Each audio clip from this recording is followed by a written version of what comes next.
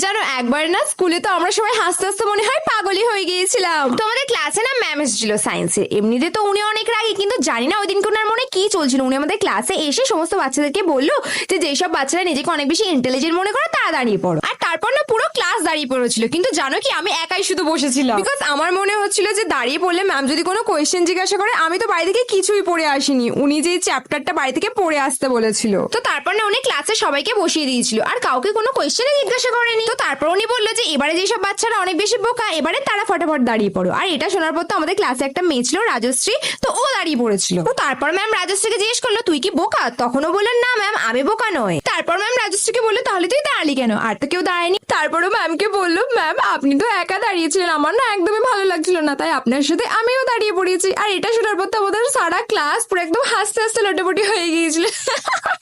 By the way তোমরা আমাকে কমেন্টে বলো যে তোমাদের স্কুলে সায়েন্সের টিচারের নাম কি?